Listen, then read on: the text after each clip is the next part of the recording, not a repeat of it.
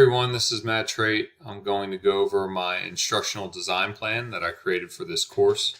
The instructional design plan that I created was focused around 10th grade physical education, and the goal was to integrate technology into physical education more on a daily basis within our lessons.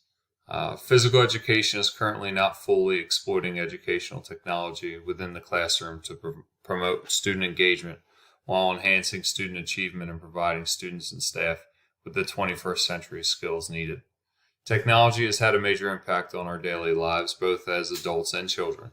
This impact is felt in the workplace, at home, and most certainly in the classroom. Technology is ever evolving, and the classroom is at the forefront of that evolution. The time has come for physical education to be a part of that evolving landscape within education. By incorporating the flipped model into physical education, we are providing another avenue for students to learn while providing them with the opportunity to succeed, which aligns with the mission statement of our department and our school. The instructional design plan fits the needs of the teacher and student as goals, objectives, and instructional strategies are clearly outlined. The plan serves as an easy-to-follow guide as I laid out the plan to incorporate educational technology into physical education, more specifically this basketball unit for my 10th grade students. Through the use of the flipped classroom, students will now be able to gain an understanding of the next day's class while having the ability to view and review information at their own pace. The instructional design plan lays out how planning, prep, and integrating educational technology into the physical education setting can increase student engagement and achievement, which is our overall goal in physical education at Delcastle. The instructional strategy that I chose to focus my instructional design plan around was that of the flipped classroom. Flipped classroom is something I plan to utilize a lot more this school year after doing research throughout this course and other courses. Implementing a flipped classroom model will help lead to changes in classroom management, which is a big factor for me, increased student engagement, and increased communication across three spectrums, including student to student, teacher to student, and teacher to teacher. All those benefits are essential for creating a positive learning environment when co-teaching, which is what we do here at Delcastle in physical education. Utilizing the flipped classroom, we will now be able to get into activity quicker, which will maximize classroom time for instruction and increase that student achievement and activity and enjoyment. Now let's take a look at how we incorporated the flipped model into our physical education classroom, more specifically within this basketball unit. Hey everyone, just wanted to say great job so far in the basketball unit. I think we've covered a good bit early on, but we're getting ready to start picking up the pace here. So far we've gone over dribbling in place. We've also dribbled a little bit on the move. Today we went over the different passes, a chest pass or a bounce pass. Remember, with that chest pass, we're trying to get the ball in the center of our chest. We're just going to take our arms and extend out towards our target. All right, with the bounce pass, we're also going to start at our chest, but now we're going to use the floor to do the work. So we're going to push down on the basketball about halfway between our target, bounce it up to the person that we're passing to. So again, today I thought we did a great job rehashing the dribbling skills and then introducing a little bit of passing.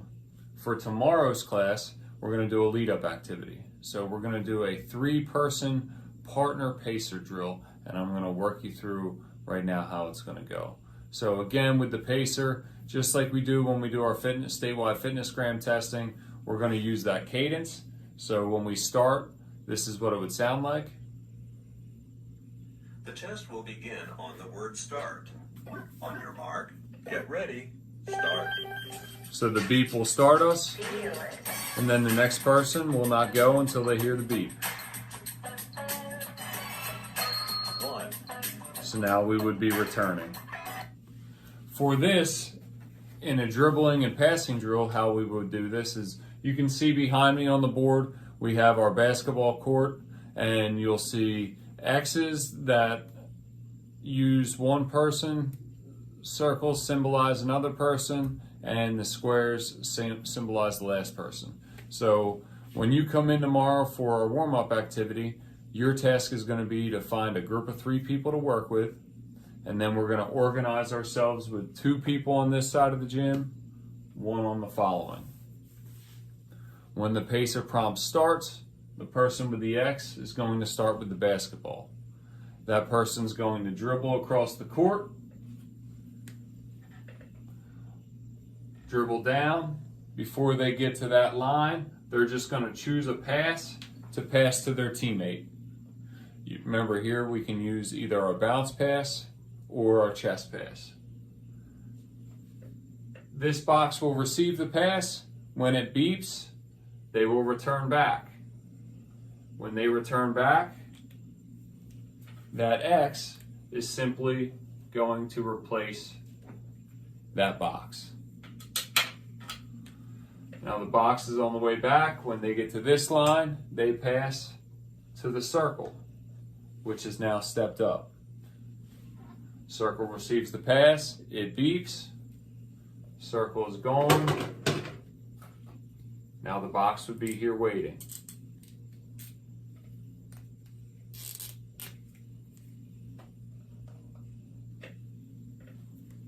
And that is how we're going to do our partner pacer drill. Remember, with this, we're just trying to stay on the cadence. We're trying to execute quality dribbling going down and across the court, and then execute a quality pass to our partner. So I'm going to play the prompt here so you can kind of see how it would go for tomorrow.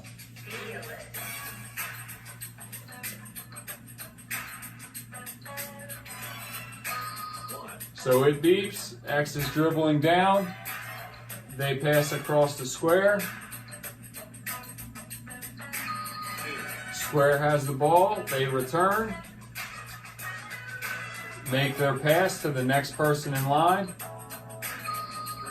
It beeps, circle would then be traveling down and pass to the X that's waiting. We'll give a quick review tomorrow for the activity as we get going once we get stretched out.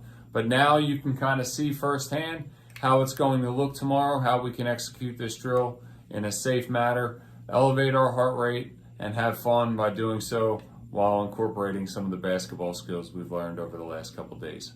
Looking forward to seeing everybody in class tomorrow. And after, with a little partner pacer, basketing dribbling drill. Thanks. Now that we've had the opportunity to see the flipped classroom in action, let's talk about some of the assessments that we'll use to determine the success of our students and of the overall instructional design process. So for our students, first, we will do a simple observation to check for understanding of their not working knowledge in dribbling in place, dribbling on the move, the chest pass, and the bounce pass. And that's a simple pass-fail system for us as instructors to be able to roll around the classroom and make sure that the students have gained and retained the information.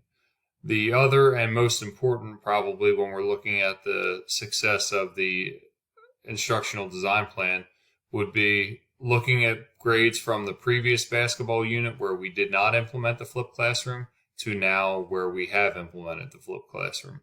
The main focus of this project for me was to increase activity, student engagement, and student achievement. So by looking at the previous grades and comparing that to where their participation grades are now after utilizing the flipped classroom, I think will tell a large part of the story in whether we were successful in carrying out this instructional design plan.